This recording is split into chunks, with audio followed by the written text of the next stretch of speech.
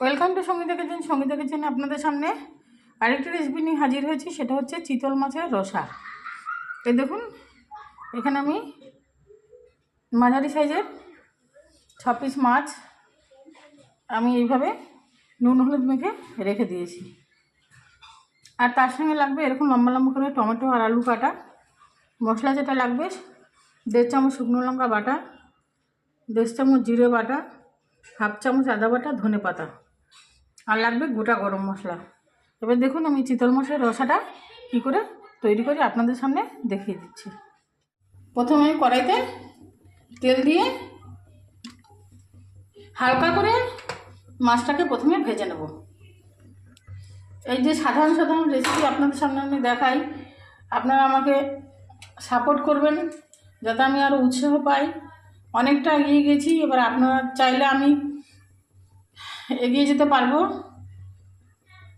তার জন্য বলছি আমার ভিডিওটা লাইক, কমেন্ট, শেয়ার, সাবস্ক্রাইব করবেন এবং নতুন নতুন কী রেসিপি আপনারা দেখতে চান আমাকে কমেন্ট করে জানাবেন, তাহলে আমার খুবই ভালো লাগবে।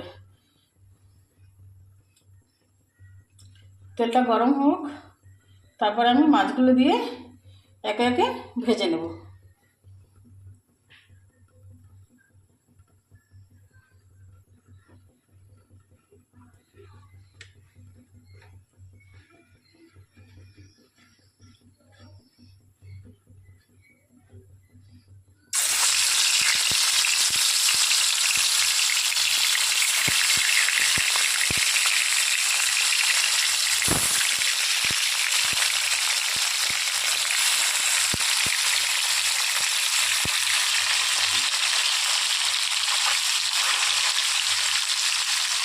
ভেজে নিয়ে আমি আপনাদের সামনে ফিরে আসছি।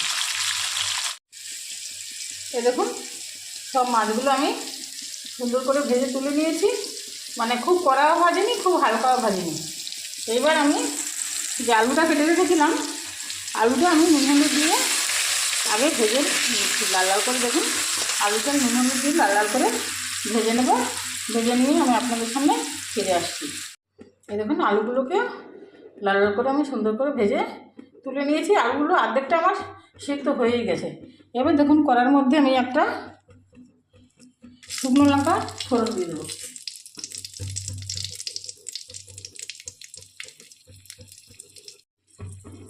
শুকনো লঙ্কা দিয়ে দিলাম একটু গোটা জিরে, তারপর দেবো টমেটো আর গোটা গরম মশলা, তেজপাতা আর একটু টমেটো এখানে আমি দিয়ে দিলাম।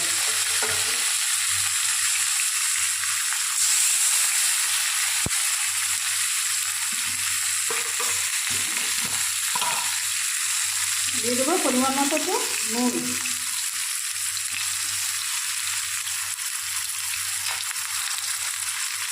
দিয়ে দেবো পরিমাণ মতো হলুদ,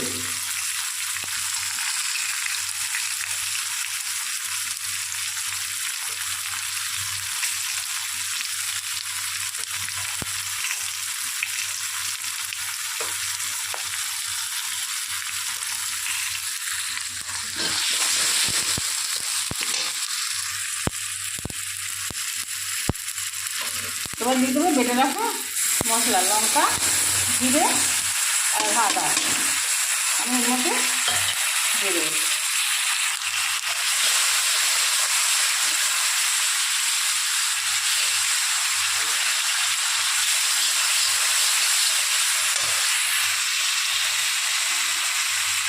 একটু কষা কষা হয়ে গেছে, কষানোর জন্য মশলা দেওয়ার মধ্যে জল দিয়ে দেবো মধ্যে।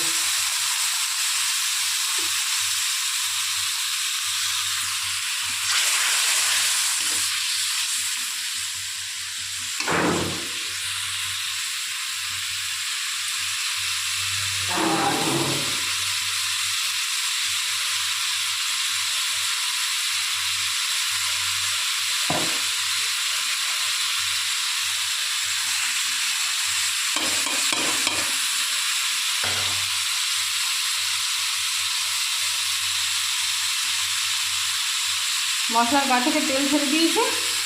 এবার আমি এর মধ্যে খুব বেশি জল আমি দেবো না, এবার জলটা ফুটুক, আমি আপনাদের সামনে ফিরে আসছি। দেখুন ঝোলটা আমার প্রায় 5-7 মিনিট জোরে জোরে জাল দিয়ে নিয়েছি।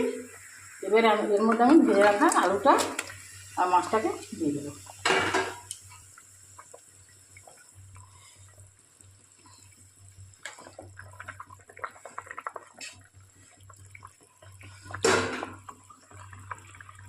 দিয়ে দেবো সামান্য একটু ধনে পাতা।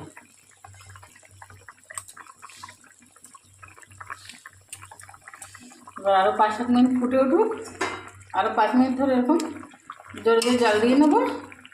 জাল দিয়ে নিয়ে একটা পাত্রে আমি নামিয়ে নেব। আরও 5 মিনিট এভাবে ফুটিয়ে একটা পাত্রে নামিয়ে নেব। এই দেখুন বন্ধুরা, এই যে রসা আমি একটা পাত্রে নামিয়ে নিয়েছি। এরকম চিতল মাছের রসা করে আপনারা খেয়ে দেখবেন, খুব ভালো লাগবে। ধোঁয়া উঠছে দেখুন এখনও। ভিডিও যদি ভালো লেগে থাকে লাইক, কমেন্ট, শেয়ার, সাবস্ক্রাইব করতে ভুলবেন না। ধন্যবাদ।